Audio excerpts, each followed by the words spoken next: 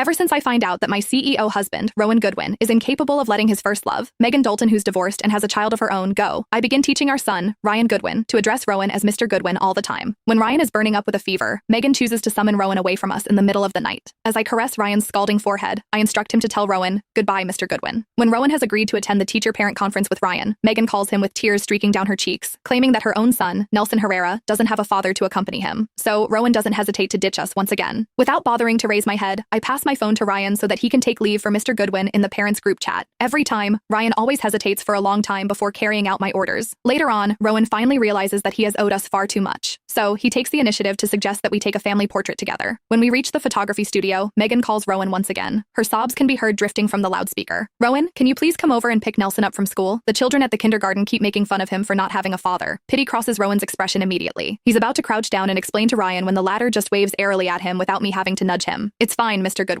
You should accompany the other child. Mommy and I are the only ones needed for the family portrait. As soon as Ryan's words fell, Rowan and I froze. For the past 28 days, whenever Rowan walked out on us for Megan, I had Ryan call him Mr. Goodwin to remind us not to waste our tears. Ryan was only 7, an age when a boy depends most on his father. Every time before, he had hesitated before murmuring those words. Yet now, he said it smoothly and naturally. Ryan took my hand and told Rowan, Mr. Goodwin, you should go handle your business. Let's go, Mommy. We're going to miss our appointment. He pulled me toward the studio. Rowan had suggested this shoot to make up for missing Ryan's parent-teacher meeting, and Ryan had looked forward to it for half a month. I followed him stiffly, a heavy tightness crushing my chest. Rowan's affair had come to light by chance. He had gone to celebrate Megan's son Nelson's birthday, leaving a family ticket for 3 to Starlight Studios in his pocket. On Ryan's 6th birthday, he had begged to go there to see the Minions, but Rowan had dismissed it as childish. Yet days later, he went with Megan's son. On Rowan's phone, I found Megan's post. The most magical place must be visited with the best daddy, attached to a photo of Rowan and Megan holding the child between them. That night, we had our worst fight. I insisted on taking Ryan and getting a divorce. Rowan accused me of being unreasonable and asked how I could let our child grow up without a father, swearing he only pitied Megan. Looking at Ryan's pale, frightened face, I knew forcing him to leave right then would cause deep trauma. I chose a different approach. I tricked Rowan into signing a divorce agreement. There was a month before the divorce would be finalized. During those days, if Rowan turned his life around, I would pretend nothing happened for Ryan's sake. If not, I would use the time to desensitize our son. Now, on the 28th day, Ryan had taken the initiative to call him Mr. Goodwin. As we crossed the street, Rowan finally chased after us, wanting to ask what was going on, when Megan's phone call came through again. Where are you, Rowan? Nell keeps crying for his daddy. I can't calm him down, her whiny voice pleaded. Rowan stopped in his tracks, staring at our retreating figures. All right, I'll be there in a minute. He sent me a quick text. Let's talk tonight, and turned to leave. The roar of his car engine faded into the distance. Ryan halted, throwing himself into my arms as tears soaked my clothes. Mommy, we don't need daddy anymore, okay? We didn't take the family portrait. I took Ryan straight home and packed our bags. While booking plane tickets back to my hometown, Megan sent me a video showing her, Rowan, and Nelson posing in matching outfits at a famous photo studio. It's just a family portrait, she taunted. Rowan and I can take one whenever we want.